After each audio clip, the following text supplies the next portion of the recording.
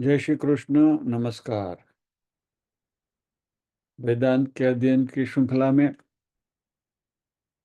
आद्य श्री शंकराचार्य जी विरचित विवेक चूड़ामणि के आज के सत्र में सभी साध्यायियों का स्वागत एवं अभिवादन ओमकार के नाद के साथ प्रार्थना करेंगे।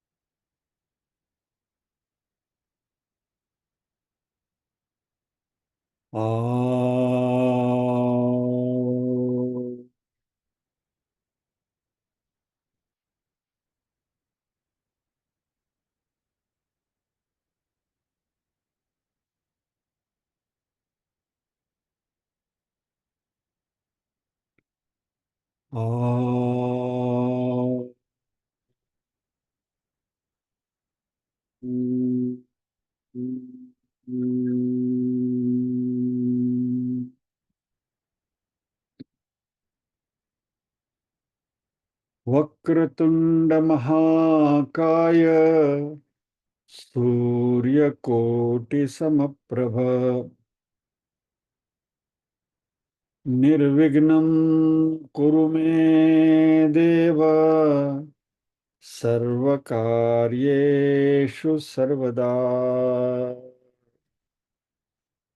या कुन्देन्दु तुषारहारधवला या शुभ्रवस्त्रावृता या वीणावरदण्डमण्डितकरा या श्वेतपद्मासना या ब्रह्माच्युतशङ्करा प्रभृतिभिर्देवैः सदा वन्दिता सा मां पातु सरस्वती भगवती निःशेषजाड्यापहा।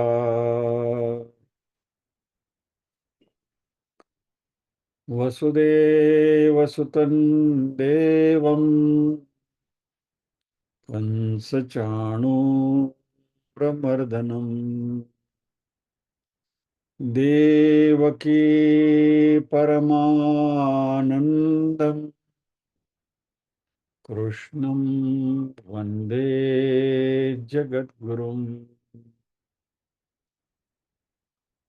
सदाशिवसमारम्भां शङ्कराचार्यमध्यमाम् अस्मदाचार्यपर्यन्तां वन्दे गुरुपरम्पराम्।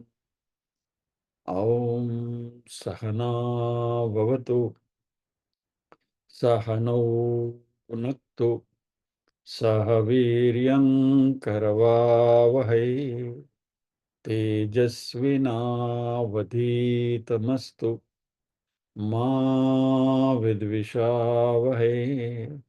ॐ शांति शांति शांति ही।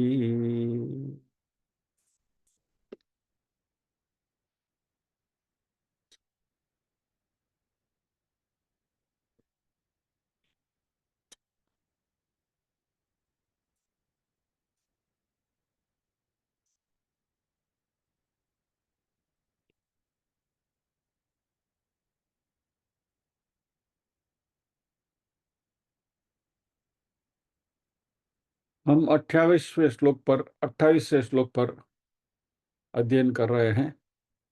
अहंकारादिदेहान्तान् बन्धान् अज्ञानकल्पितान् स्वस्वरूपावबोधेन मोक्तुमिच्छा मुमुक्षुता। अहंकार से लेकर देह पर्यंत जितने अज्ञान कल्पित बंधन है, उनको अपने स्वरूप के ज्ञान द्वारा त्यागने की इच्छा मुमुक्षुता है।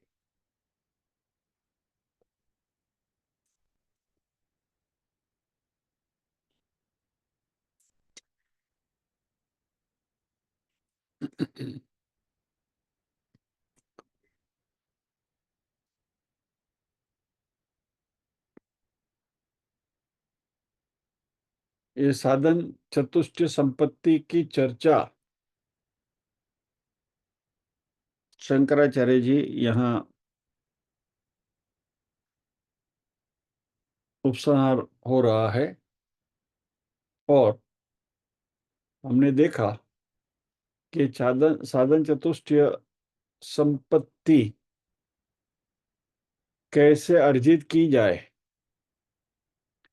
इसके लिए शंकराचार्य जी ने कोई विधि नहीं बताई है इस ग्रंथ में। उन्होंने ये मान लिया है कि यहाँ विवेक चूड़ामणि का जो अध्ययन कर रहे हैं, उन्हें ये साधन चतुष्टय संपत्ति के बारे में कैसे उसको अर्जित किया जाए, उसको कैसे प्राप्त किया जाए, वह भगवत गीता या तो ब्रह्म सूत्र या तो उपनिषदों में ये बातें कही गई है। इसलिए इन ग्रंथों के जो अभ्यास वर्ग है, ये जब ये विवेक चूड़ामणि का अध्ययन करेंगे तो उनको ये प्रोसीजर पता होगी या तो पता होनी चाहिए।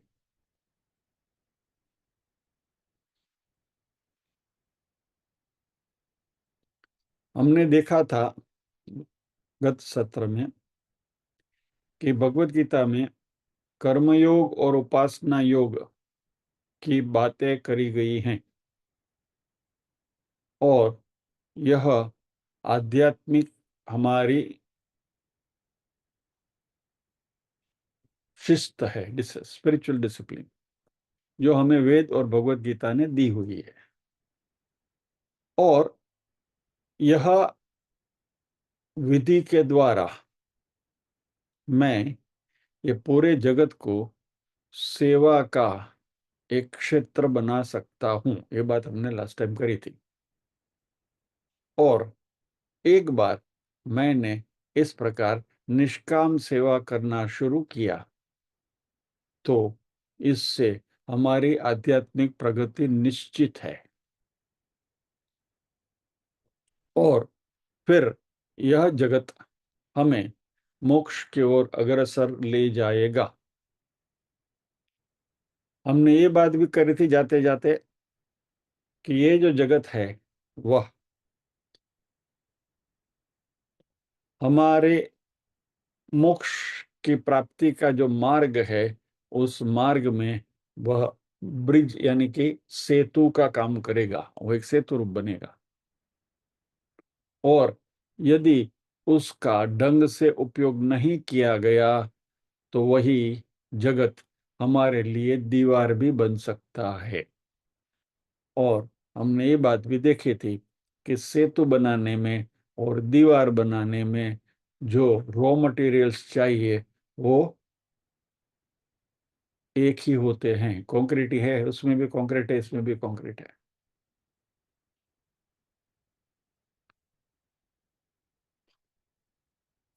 तो यदि मैं इसका उपयोग दीवार बनाने में करूंगा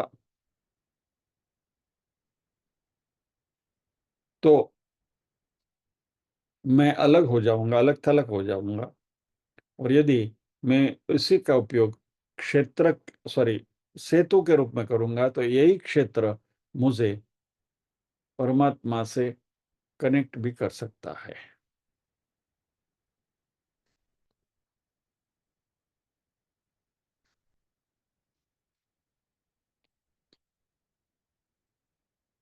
और यह खास पद्धति जो इस जगत को कर्मयोग के द्वारा सेतु में रूपांतरित कर सकती है, वह पद्धति या तो वह मेथड इज नथिंग बट निष्काम कर्म योग ऑफ भगवद गीता।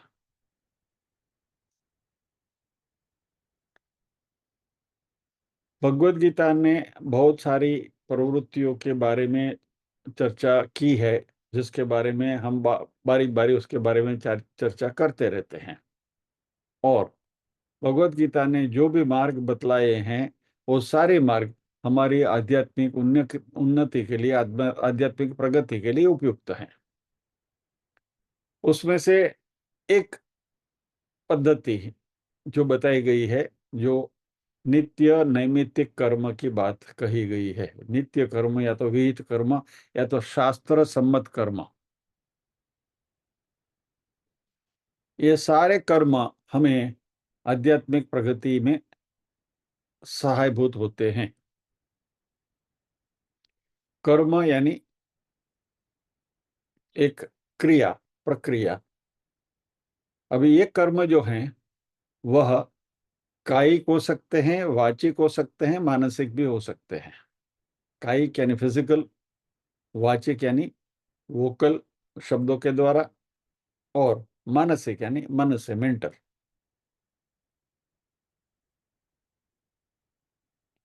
इसमें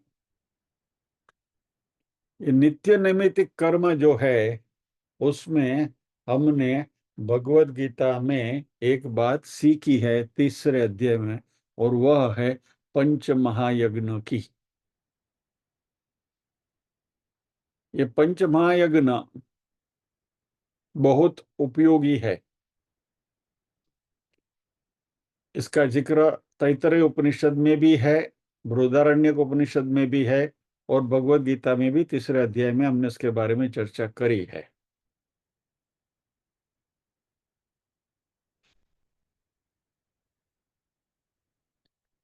तैत्तरीय आरण्यक में एक खास विशेष श्लोक के द्वारा ये पंच महायज्ञ की बात की गई है।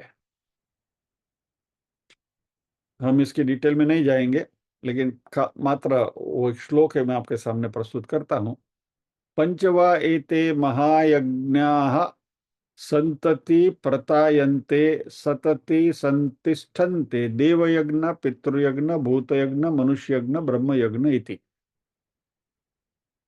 यानी ये पंच महायज्ञ इन्हें स्पेसिफिक फॉर्म तैत्तरीय आरण्यक में बताए गए हैं, इन नामों के साथ, जो हमने भगवत गीता में चर्चा करी है। देव यज्ञ, पितृयज्ञ, भूत यज्ञ, मनुष्य यज्ञ और ब्रह्म यज्ञ। तो ये 5 महायज्ञ के नाम याद रखिए। तैत्तरीय उपनिषद में, आरण्यक में इनके बारे में विस्तृत चर्चा भी है, लेकिन उसमें अभी हमें जाना नहीं है, क्योंकि नहीं तो फिर हमारा विषय अंतर हो जाएगा।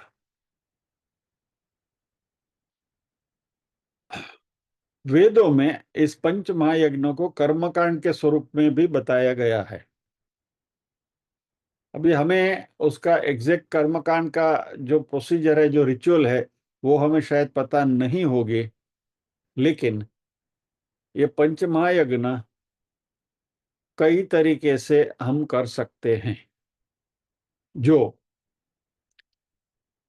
वेदों की बताई गई कर्मकांड की जो स्पेसिफिक विधि है, उससे हम न भी करें तो भी ये पंच महायज्ञ किसी न किसी रूप में हम कर सकते हैं। और इसके लिए 5 बुनियादी ढांचे हमारे पास मौजूद है इस जगत में। इस बात को जरा समझने की कोशिश करना। बुनियादी ढांचे यानी इंफ्रास्ट्रक्चर। हमारे पास ये 5 इंफ्रास्ट्रक्चर्स अवेलेबल हैं यह पंच महायज्ञ करने के लिए। कौन कौन से हैं? तो एक तो है कौटुंबिक ढांचा, फैमिली इंफ्रास्ट्रक्चर। दूसरा है सामाजिक ढांचा, सोशल इंफ्रास्ट्रक्चर। तीसरा है पर्यावरण, इकोलॉजिकल इंफ्रास्ट्रक्चर। जिसमें हमारे पर्यावरण के बारे में बात है। चौथा जो है वह पंच महाभूत का ढांचा, इंफ्रास्ट्रक्चर। और पांचवा बहुत महत्व का, वह वैदिक संस्कृति का ढांचा। जो हम कहते हैं ना, हम सनातनी हैं, हम सनातनी हैं। तो ये जो सनातनी सनातनी का आजकल जो बार बार ढोल बज रहा है, वह ये हमारी वैदिक हमारी संस्कृति है, उसका ढांचा। उसमें धार्मिक और आध्यात्मिक दोनों पहलू हैं, इंगित हैं।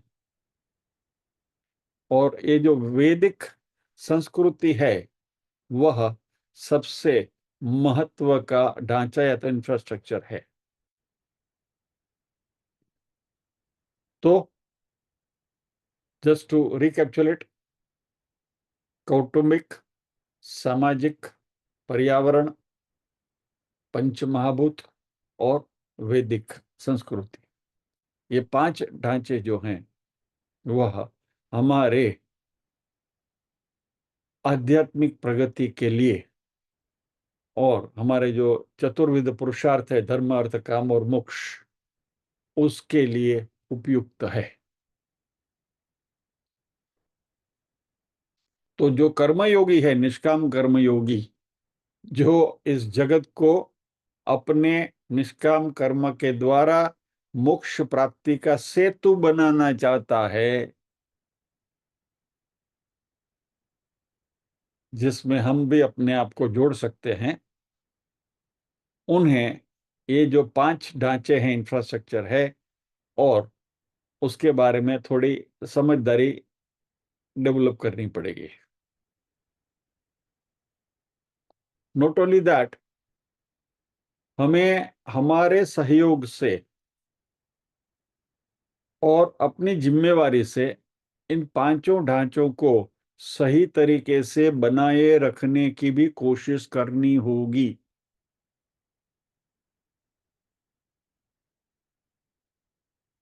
क्योंकि अक्सर हम बोलते हैं, ठीक है ये तो सब वेदों में लिखा है, शास्त्रों में लिखा है, लेकिन हमारा उससे क्या लेना देना। We can become indifferent. ये हमें नहीं करना है। और हमें यह सोचना है, अभी देखिए हम क्योंकि वेदांत का अध्ययन कर रहे हैं, तो ये सारी अभी हमारी चॉइस नहीं, जिम्मेवारी के स्वरूप में शंकराचार्य जी हमें बता रहे हैं कि जो पांचों इंफ्रास्ट्रक्चर है, पांचों ढांचे हैं, उसके प्रति हमारी जिम्मेवारी है, उसके प्रति हमें अपना योगदान देना है, उसको बनाए रखना है। और ये जो सारे ढांचे हैं, इंफ्रास्ट्रक्चर है, उसमें हम सुधार भी कैसे ला सकें, ताकि हम हमारी प्रगति और हमारी आने वाली पीढ़ियों को भी लाभदायक हो सके, इस तरीके से हमें हमारे योगदान देने हैं। अभी ये शंकराचार्य जी यहाँ विकल्प के रूप में नहीं, लेकिन एक जिम्मेवारी के रूप में हमें ये कह रहे हैं। यानी मुझे इन पांचों को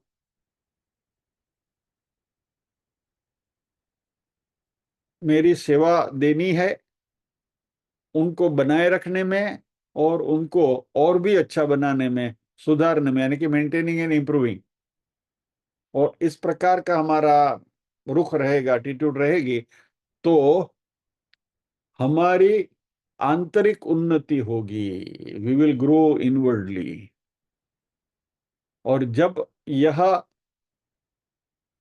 अवेयरनेस, यह सुध बुध हमारे में आएगी कि यह हमारा दायित्व है, दिस इज अवर ड्यूटी, तो इसके प्रति, यानी कि ये जो पांच ढांचे हैं, उसके प्रति हमारे योगदान देने के लिए जो हमें सेवा देनी चाहिए, वो सेवा हम अपने मन से करेंगे।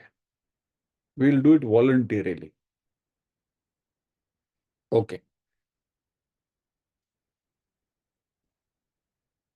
अब ये पंच महायज्ञ और ये जो 5 इंफ्रास्ट्रक्चर जो फैमिली वगैरह जो हैं,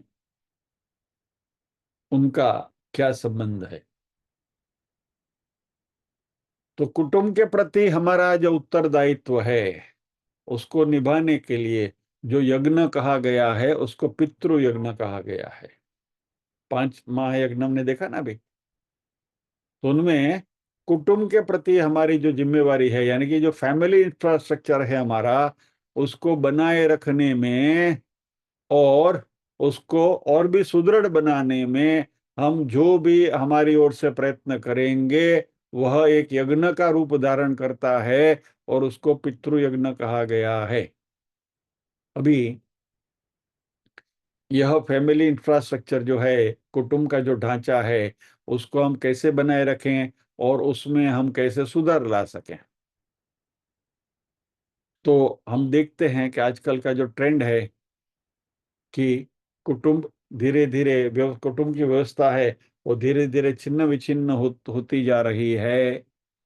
हमें साथ रहना पसंद नहीं है। हम दो हमारे दो, या तो हम दो हमारा एक, या तो डिंक डिंक, मालूम है DINK, double income no kid. तो ये सारी जो प्रवृत्तियां हैं, यह कुटुंब का जो हमारा ढांचा है, उसको मजबूत नहीं बनाती हैं, वह इसे ध्वस्त करती है, धीरे धीरे उसमें उसको डिमिनिश करती हैं। तो यदि हमें पितृ यज्ञ करना है, तो हमारा जो कौटुंबिक ढांचा है, उसको बने बनाए रखना पड़ेगा। ये समझदारी हमें निभानी पड़ेगी, और हमारी जो आने वाली पीढ़ी है, उनको भी ये समझाना पड़ेगा कि भैया ये हमारे हित में है, और इसे हमें अच्छी तरह से not only we have to maintain it, we have to improve on it. यह बात अभी पश्चिम के विश्व में समझने आने लगी है, खास करके अमेरिका में तो मैं देख रहा हूं कि अभी वो ट्रेंड रिवर्स हो रहा है। पहले जो अलगतावादी जो कौटुंबिक तरीके से अभी लोग इकट्ठे होने लगे हैं। तो यानी कुटुंब प्रथा के जो फायदे हैं, एडवांटेजेस हैं, वह उनको अभी धीरे धीरे मालूम होने लगे हैं। तो जिस दिन हमारे यहाँ अनाथ आश्रम और वृद्धाश्रम बंद हो जाएंगे, तब हम कह सकते हैं कि हमारी कुटुंब व्यवस्था मजबूत बनी है। तो ये अनाथ आश्रम और वृद्धाश्रम न पनपे, लेकिन वहाँ हमारे बुजुर्गों को या तो बच्चों को रखने की जरूरत न पड़े, ऐसी व्यवस्था बनाने में हमें योगदान देना होगा। यह है पितृ यज्ञ। और साथ साथ पूरे कुटुंब का विकास कैसे हो, आपस में मेलजोल कैसा हो, ये सारी चीजें हमें अपनी ओर से प्रयत्नशील रहना है। हमारी आध्यात्मिक प्रगति के लिए शंकराचार्य जी कहते हैं कि दिस इज योर ड्यूटी, ये हमारा दायित्व है, ये मात्र चॉइस नहीं है। फिर समाज के प्रति हमारी सेवा, समाज के प्रति हमारा निष्काम समर्पण, वो मनुष्य यज्ञ है। तो जब भी हम कोई संस्था में कार्यरत होते हैं, जैसे हमारी रोटरी क्लब है, वहाँ प्रोजेक्ट्स वगैरह करते हैं, तो यह हम समाज के प्रति जो हमारा दायित्व है, उस दायित्व को हम निभाते हैं। और लोगों की ओवरऑल उन्नति के लिए समाज भी कैसे एकजुट होकर बना रहे,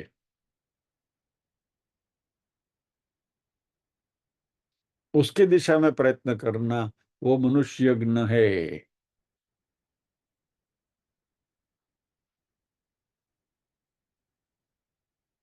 मैं ये राजकीय सूत्र का उच्चारण नहीं करना चाहता हूं, फिर भी बताता हूं कि सामाजिक ढांचे को यदि हमें बनाए रखना है, तो कटोगे तो बटोगे को याद रखना पड़ेगा, क्योंकि वही हमें सामाजिक तौर पे एकत्रित करेगा। सो पितृयज्ञ हुआ, मनुष्य यज्ञ हुआ। अभी पर्यावरण की ओर चलें तो पर्यावरण का जो एनवायरनमेंट का जो सेवा है पर्यावरण की ओर, वह भूत यज्ञ है। अभी ये भूत यज्ञ हमें कैसे करना है?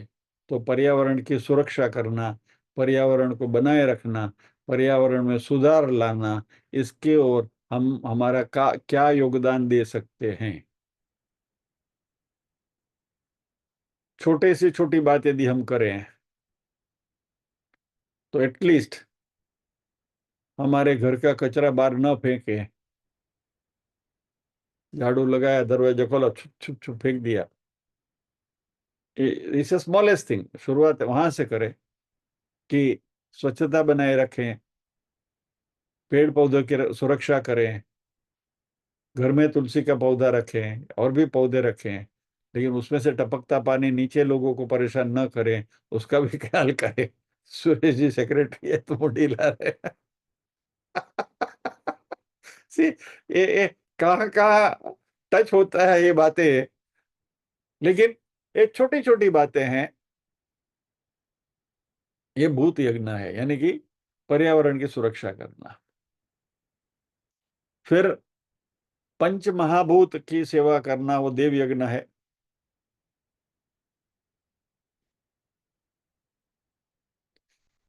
इसमें पर्यावरण भी घुल मिल जाता है, क्योंकि पंच महाभूत भी पर्यावरण का ही हिस्सा है। और हमारी संस्कृति की सेवा करना वो ब्रह्म यज्ञ है। तो पितृयज्ञ, मनुष्य यज्ञ, भूत यज्ञ, देव यज्ञ और ब्रह्म यज्ञ, ये 5 यज्ञ महायज्ञ हुए। और अध्यात्म के मार्ग में चलने वाले व्यक्ति को इन 5 महायज्ञों को उसका अनुष्ठान करना चाहिए अपनी अपनी क्षमता के अनुसार। अभी सभी की क्षमता एक सरीखी नहीं हो सकती है, सभी की क्षमता अलग अलग हो सकती है, लेकिन सभी ने इंट्रोस्पेक्शन करना है, अंतर्दर्शन करना है, और हमें सोचना है कि इन पंच महाभूतों, ये पंच महायज्ञों को हम कैसे उसका परिपालन कर सकें। हमें अपने आप को दूसरे के साथ कंपेयर करने की कोई जरूरत नहीं है कि वो मेरे से ज्यादा करता है या तो वो मेरे से ज्यादा करती है तो मैं तो कम कर रहा हूँ। जो भी अपनी क्षमता में जितना भी हम कर सके उतना करने की कोशिश करें। नहीं तो फिर ऐसा होगा ना कि एक बच्चा जो सेवा करने की लत में एक बार स्कूल में लेट हो गया, तो शिक्षक ने उससे पूछा कि भाई इतना लेट क्यों आया? तो बोला एक रास्ते पे बुढ़िया खड़ी थी तो उसको मैंने रास्ता क्रॉस कराया। तो बोला वो तो अच्छा हुआ, सत्कर्म किया। तो शिक्षक ने उसको बुलाया और उसको थपथपाया, लेकिन इसमें इतना लेट क्यों क्रॉस किया, इतना लेट क्यों हुआ? तो बोला नहीं, वो बुढ़िया को रास्ता क्रॉस नहीं करना था, तो उसको वापस जहाँ वो रुकी थी वहां उसको वापस छोड़ के आया। એટલે પરાણે હાથ પકડી લઈ ગયો ને પાછો લઈ આવ્યો। એટલે આવી સેવા બી કરવી નહીં, બિનજરૂરી। यानी अपनी क्षमता के अनुसार समाज के लिए जो उपयोगी है, उपयुक्त है, ऐसी सेवाएं हमें करनी है।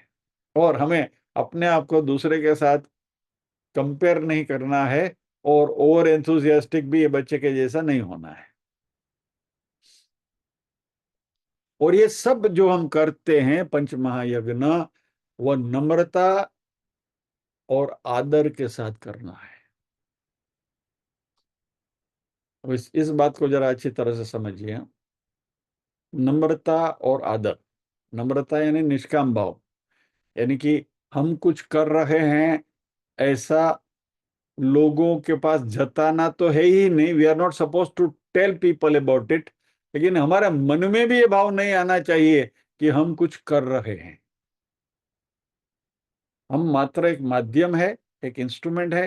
परमात्मा ने हमें ये शक्ति दे रखी है, उस शक्ति का अपनी क्षमता के अनुसार जितना हो सके उतना उपयोग करें। और वो उपयोग हम कर रहे हैं उसका एहसास हमें हमारे मन में भी ना हो। दूसरों को बताने की बात तो छोड़ो कि भाई मैंने ये किया, मैं वो कर रहा हूं, मैंने ये किया, मैंने वो किया, वो मैं में तो छोड़ ही दीजिए।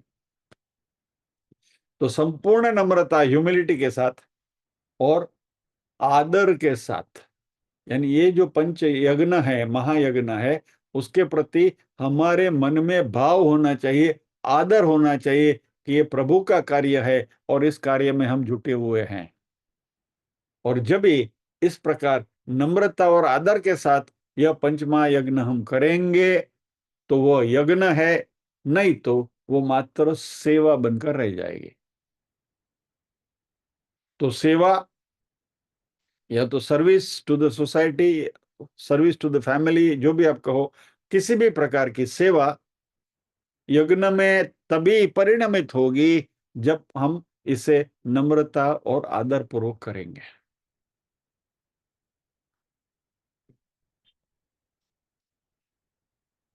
अभी आदर क्या चीज है? ठीक है, नम्रता पूर्वक तो करे और निष्काम भाव से भी करे, लेकिन ये आदर कौन सी बला का नाम है? इसमें ये काम करते हुए हमारे मन में आदर किसके प्रति, क्या क्या आदर होना चाहिए?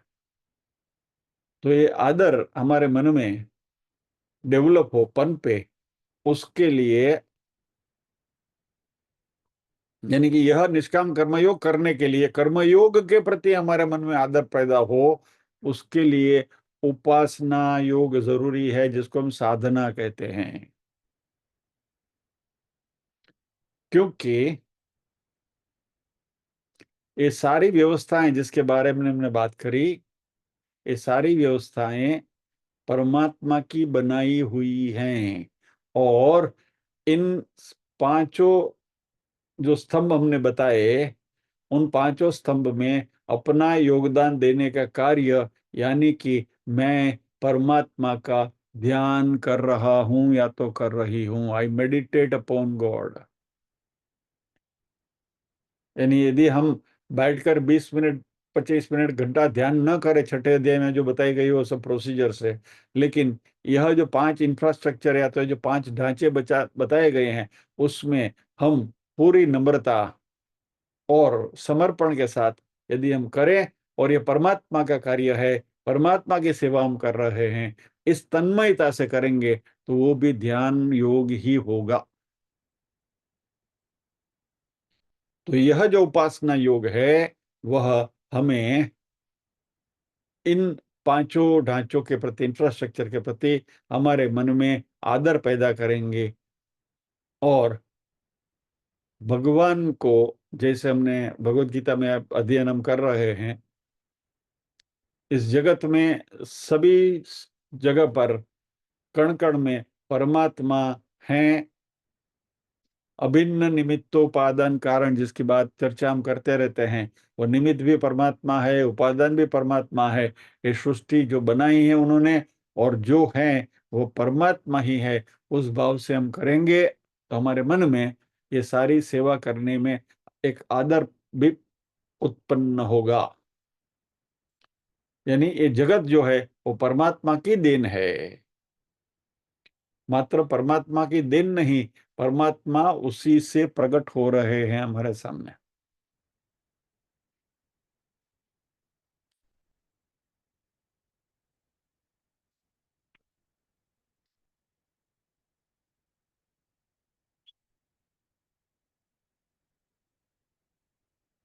रमन महर्षि की एक बहुत चर्चित ग्रंथ है उपदेश सारम। उसमें एक श्लोक है, उसका आपको मैं डिस्प्ले करता हूं।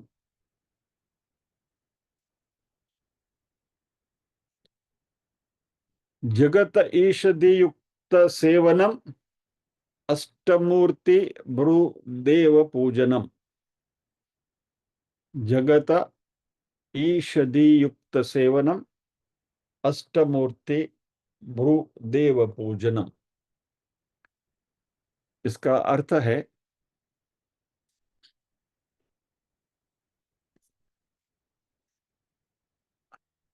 यह जगत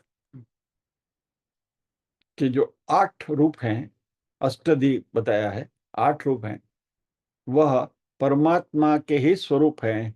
इस तरीके से उनकी यदि हम पूजा करें तो ये भगवान की ही पूजा हो जाती है। और ये 8 जगत की चीजें क्या है, या तो फॉर्म्स या तो वस्तुएं क्या है, तो पंच महाभूत, बराबर, आकाश, वायु, अग्नि, जल, पृथ्वी, बराबर, शब्द स्पर्श रूप रसगंध, और सूर्य, चंद्र, और जगत के सारे जीव मिलाकर 8 एलिमेंट्स होते हैं। और इनकी यदि हम पूजा या तो सेवा करें तो ये सारे परमात्मा के ही स्वरूप हैं। और यह सेवा अंततः परमात्मा की ही है, ऐसा रमण महर्षि ने कहा है। तो इस बात को यदि हम अच्छी तरह से समझें तो यह उपासना योग से हम इन सारी प्रक्रियाओं के प्रति एक आदर भाव हमारे मन में उत्पन्न होगा कि परमात्मा की सेवा है।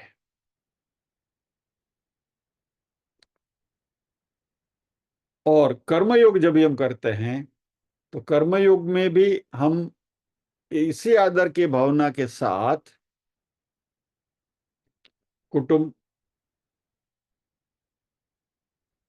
सोसाइटी, पर्यावरण, ये जो 5 बातें हमने करी, उनकी सेवा या तो उनके प्रति भी हमारा जो दायित्व है वो हम अच्छी तरह से निभाएंगे। यानी ये जो उपासना योग है और ये जो कर्म योग है, वो दोनों एक दूसरे के पूरक बनते हुए हमारी ओवरऑल ग्रोथ, स्पिरिचुअल ग्रोथ है, हमारी जो आध्यात्मिक उन्नति है, उसमें योगदान देंगे। और इससे हमारा विवेक, वैराग्य, समाधि, षटक संपत्ति और मुमुक्षुत्वम जो है वो दृढ़ीभूत होंगे, यानी साधन चतुष्टय।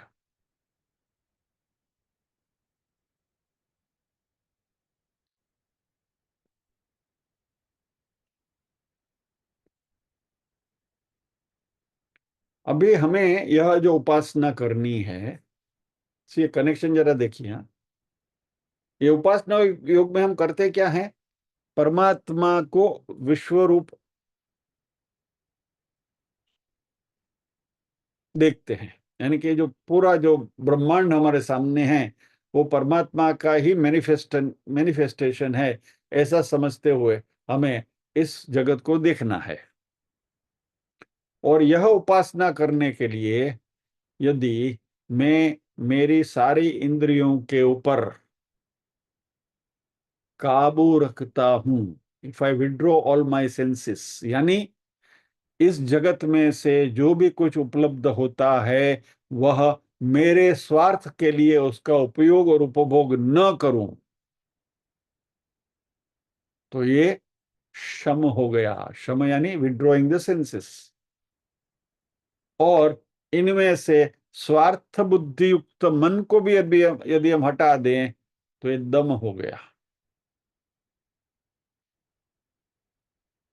तो ये दोनों जब भी सिद्ध होंगे, शम और दम, इस तरीके से, यानी इस जगत में परमात्मा ने जो भी हमारे सामने रखा है उसमें, उसके उपयोग और उपभोग में किसी भी प्रकार की स्वार्थ बुद्धि न रखें, हमारी इंद्रियों को उनके साथ स्वार्थ बुद्धि से न जोड़ें, वो शम है।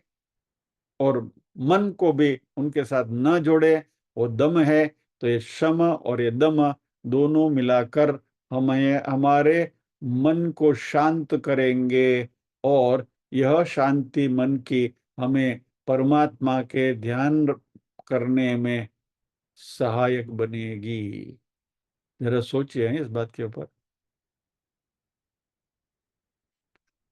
8 प्रहर यदि हमें परमात्मा का ही ध्यान करना है तो ये जो संसार के जो डिस्ट्रैक्शंस हैं, उस डिस्ट्रैक्शन से हमें हमारे मन को निवृत्त करना पड़ेगा। ये शम और दम की प्रैक्टिस करनी पड़ेगी। तो इस उपासना योग में शम यानी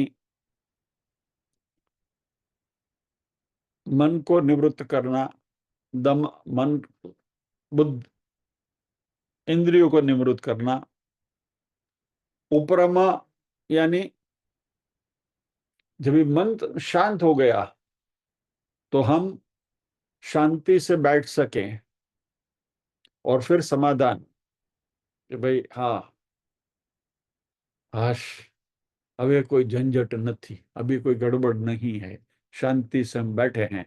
और ये समाधान जब ये आएगा तभी हम परमात्मा के ध्यान में मग्न हो सकते हैं। तो ये सारी चीजें उपासना योग से प्राप्त हो सकती है, और शंकराचार्य जी ने इसे समाधि योग कहा है।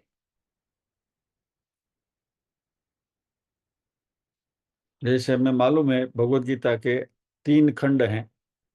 पहला खंड 1 से 6 अध्याय कर्मयोग के हैं, 7 से 12वां अध्याय जो है उपासना योग है, जिसको हम भक्ति योग कहते हैं, और 13वां से 18 तक का जो खंड है उसको ज्ञान योग कहते हैं। और भगवत गीता का यह अध्ययन इसी तरीके से हमें साधन चतुष्टय संपत्ति अर्जित करने में सहायक बनते हैं। तो शंकराचार्य जी ने यहाँ ये मान के चले हैं कि हम सब ये कर्म योग और उपासना योग भगवत गीता से सीख कर आए हैं। तो शंकराचार्य ने साधन चतुष्टय संपत्ति क्या है वो बताया। विवेक, वैराग्य, समाधि, षटक संपत्ति, मुमुक्षुत्वम क्या है उसको डिफाइन तो कर दिया, लेकिन उसको कैसे प्राप्त करना है या तो उसको कैसे अर्जित करना है, उसके लिए शंकराचार्य जी कहते हैं please go back to Bhagavad Gita. और फिर कहते हैं कि इस तरीके से कर्मयोग और उपासना योग से साधन चतुष्टय संपत्ति जिसने अर्जित करी है, वैसा अधिकारी को ज्ञान योग में प्रवेश मिलेगा। With this qualification you can enter ज्ञान योग। और ये ज्ञान योग में हम कैसे एंटर कर सकते हैं, तो शंकराचार्य जी कहते हैं कि कोई सक्षम गुरु के पास जाकर, तो अभी आगे जो विवरण आने वाला है वो गुरु उपसादनम, या तो गुरु को कैसे संपर्क किया जाए, अप्रोच किया जाए, और उनसे इस ज्ञान योग की कैसे प्राप्ति होगी, इसके बारे में हमारा अध्ययन चलेगा। तो इस स्लाइड में आप देखेंगे,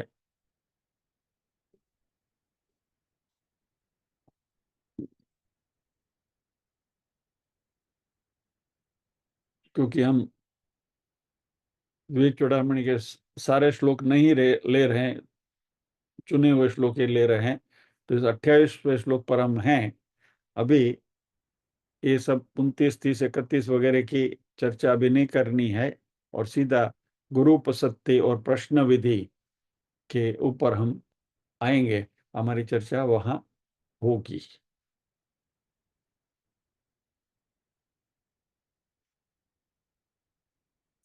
गत सत्र में आपसे एक वादा किया था कि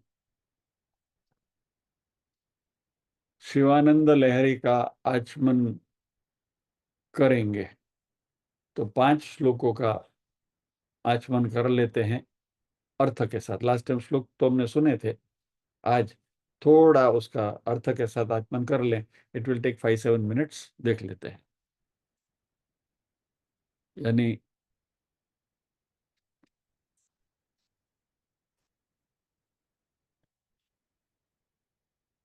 मैंने तो आपसे कहा ही था कि ये करेंगे, लेकिन आदेश भी आया है, तो आदेश का भी पालन तो करना ही है। तो आइए देखते हैं।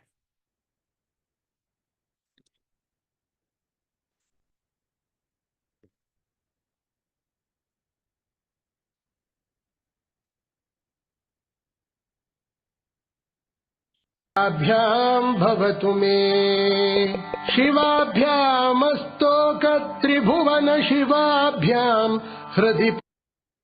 एक मिनट रुकिए। शिवाभ्यामस्तोक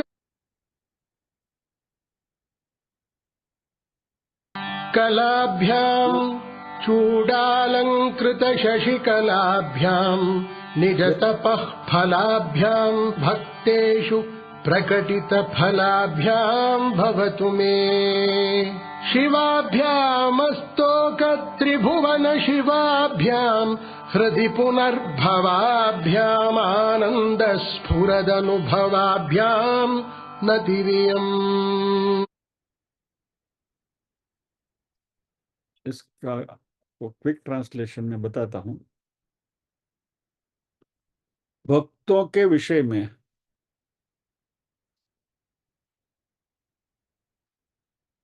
भक्तों की कामना अपने वात्सल्य से जो इंस्टेंटली सद्य सफल बना देते हैं, जिनकी अपनी तपस्या के फल के समान शेखर में चंद्रकला विराजमान है, कि शिव जी की बात हो रही है कि शिव जी ने चंद्र का धारण किया है, स्वयं जो कलाओं से संपन्न है, जो कल्याण स्वरूप हैं, समस्त संसार के कल्याणकारी है, और हृदय में जो आनंद और अनुभव के रूप में स्फुरित होते रहते हैं, ऐसे जगत जननी माता पार्वती और जगत पिता परमेश्वर शिव के लिए यह मेरा प्रणाम है। अभी यहाँ जो शिवाभ्याम शब्द का जो प्रयोग किया है वो द्विवचन में है, यानी कि ये दोनों की बात हुई है, शिव जी और मां पार्वती की।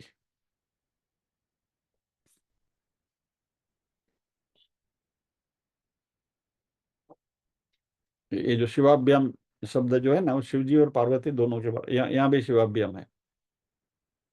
तो ये पूरा श्लोक द्विवचन में है।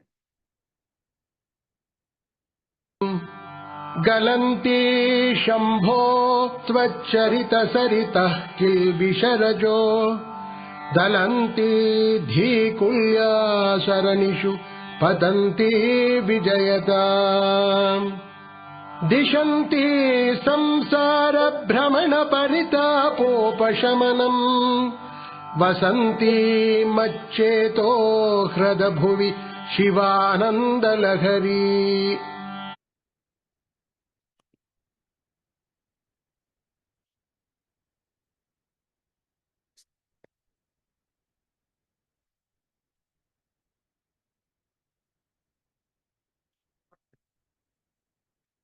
हे शंभु, आपके चरित्र रूप सरिताओं से निकलने वाली पापनाशक विभिन्न बुद्धिवृत्ति में प्रतिफलित, यानी कि विविध विविध प्रकार की वृत्तियां हमें जो मिलती हैं, और संसार के परिताप को शांत करने वाली, और मेरा जो मन रूपी सरोवर है इसमें निरंतर बसने वाली यह शिवानंद लहरी जो है वो सर्वश्रेष्ठ है, सबसे श्रेष्ठ है।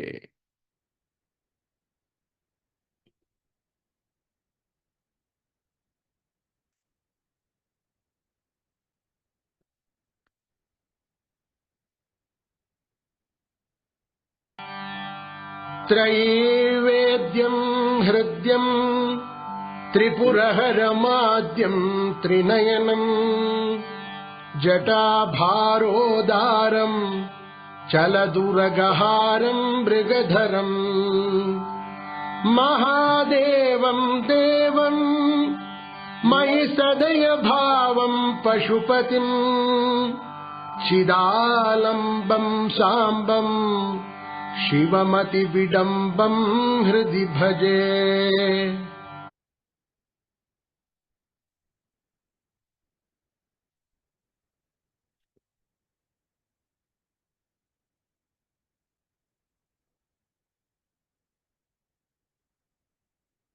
परमेश्वर का स्वरूप कहाँ से पता लगता है? ज्ञान से ही होता है, वेदों के द्वारा ही ज्ञान होता है, और वेदों को छोड़कर कहीं भी परमात्मा का निरूपण नहीं है।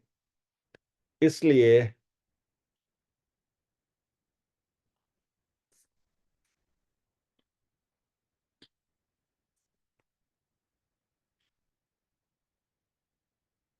भगवान शंकर के चरित्रों की जो नदी है वो समग्र दोषों को निवृत्त करती हुई हमारे हृदय में आनंद की लहरें को उठाती है।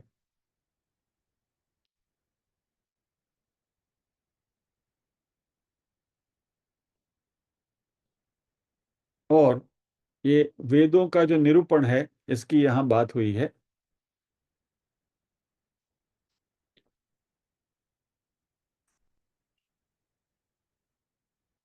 मैं याद रहे, यहाँ सिर्फ आचमन हो रहा है, आपको ये रस पिलाया नहीं जा रहा है। ये करने बैठेंगे तो विवेक चूड़ामणि बाजू में रह जाएगा। ये खाली एक कुतूहल शांत करने के लिए।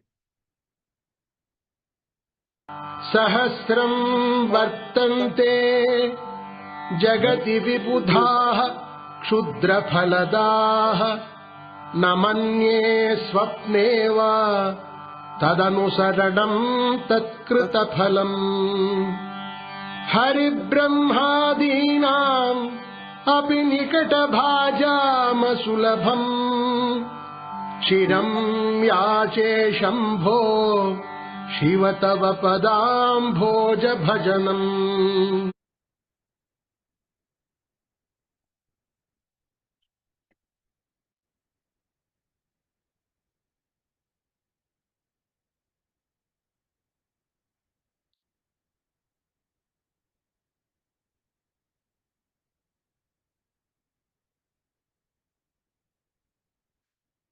हे शिव जी, क्षुद्र फल देने वाले हजारों देवता संसार में हैं,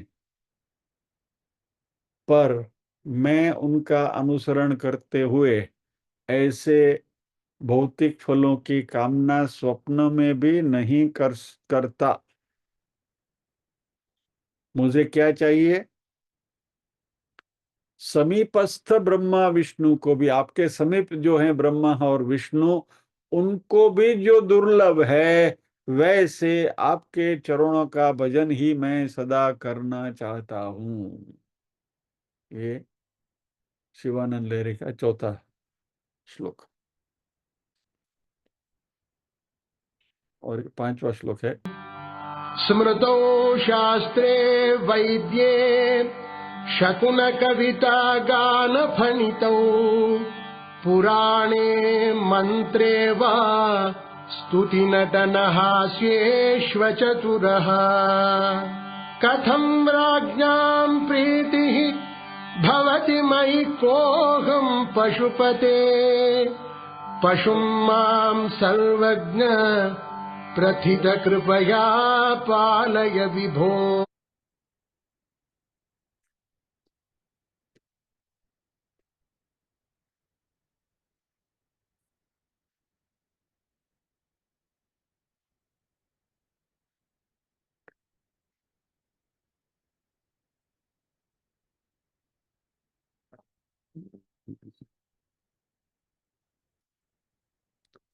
इसका ट्रांसलेशन कहाँ गया?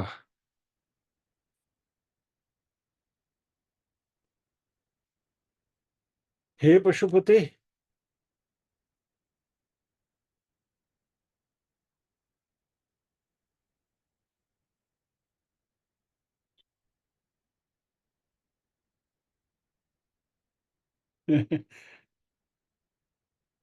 शंकराचार्य जी कहते हैं, सी इज ह्यूमिलिटी। उनका जो ये औदार्य देखिए और जो नम्रता उनकी है देखिए। हे शिव जी, स्मृति ग्रंथों के बारे में, आस्तिक नास्तिक शास्त्रों के बारे में, वैद्यक और शकुन मंत्र और शास्त्रों के बारे में, वेद्य शकुन कविता गान फणितो, काव्य निर्माण में, गाने में, पुराणों के बारे में, स्तुति नट हास्येश्व चतुर, यानी कि स्तुति नाटक और हास्य कथाओं के संदर्भ में मैं विशेष जानकारी रखने वाला नहीं हूं, यानी कि मुझे इनमें से कुछ नहीं आता है। शंकराचार्य जी बोल रहे हैं। और क्योंकि हूँ आवो ढच हूँ, मुझे कुछ नहीं आता है, तो मेरे ऊपर राजाओं का प्रेम कैसे होगा? राजा के तो दरबार में नहीं, इनमें से कुछ निपुणता चाहिए ना।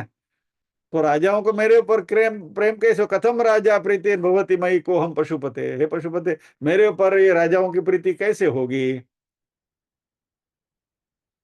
मैं उनके लिए कौन होता हूं? तो इसलिए हे सर्वज्ञ,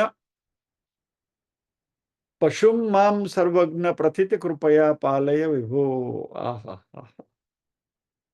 हे सर्वज्ञ, हे शिव जी, हे प्रभु, अपनी प्रसिद्ध दया से मुझ पशु का आप ही पालन करिए। What A humility! अद्भुत! यह श्लोक ही हमें ये शिवानंद लहरी की ओर ले गया था, जब भी इसका रेफरेंस निकला था तभी। नहीं, तो थोड़ा हमने इसका आत्मा, ऐसे 100 श्लोक हैं, और इसको कमेंट्री पढ़ने जाओगे तो पागल हो जाओगे। એટલે આપણી પ્રકૃતિને પ્રતિકૂળવાથી ત્યાજ્ય છે, નહીં કરીએ, ડોન્ટ વરી, નહીં કરીએ। આપણે વિવેક ચૂડામણી બહુ સારું છે, अभी इससे डाइग्रेस नहीं होना है। लेकिन क्या है कि कुछ कुछ सामने कुछ वानगी आ जाती है तो परोसने का मन हो जाता है। ये एक्सीडेंटली लास्ट थर्सडे सामने आ गया था, तो बोला थोड़ा उसका भी आनंद ले लें। लेकिन एक बात इसमें से हमें सीखनी क्या है कि शंकराचार्य जी यदि इतनी नम्रता बता सकते हैं, तो हम कौन से खेत की मूली। बस इतना मैंने तो इसमें से इतना सीखा। એટલે જાજુ હું કરવું નહીં, પ્રભુને સમર્પિત થઈ જવું शांति थी। अब जो जो भी कार्यभार अब हमारे हिस्से में परमात्मा ने दिया है, वह हमारा दायित्व समझते हुए उसको निभाने की कोशिश करें, परमात्मा शक्ति दे। आइए, तो इसके साथ आज की चर्चा को हम विराम देते हैं, प्रार्थना करेंगे।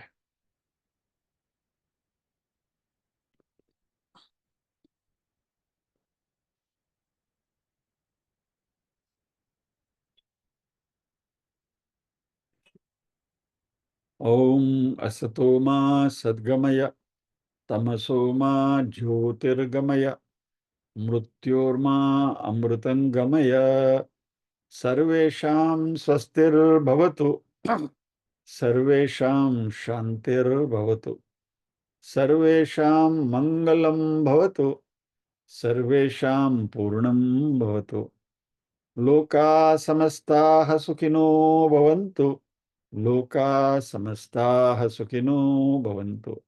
नाहं कर्ता हरिः कर्ता, हरिः कर्ता हि केवलम्। ओम शांति शांति शांति ही। सभी के हृदय में विराजमान परम कृपालु परमात्मा को वंदन करते हुए आज के सत्र को विराम देते हैं। अगले गुरुवार फिर मिलेंगे, आगे बढ़ेंगे। जय श्री कृष्ण। जाते जाते खुलासा कर दूं कि जो शिवानंद लहरी के भी कुछ चुने हुए श्लोक के भी ट्रांसलेशन मुझे मिले हैं, इसलिए, लेकिन उसकी किताब है, मैंने मंगवाई है फॉर माय ओन क्यूरियोसिटी। उसमें से कुछ अच्छा अच्छा होगा, परोसने लायक कुछ होगा, तो जब भी मौका मिलेगा तो भी परोसेंगे। अभी जो इतना हमने पाया उससे हम खुश रहें। अगले गुरुवार को मिलते हैं। जय श्री कृष्ण।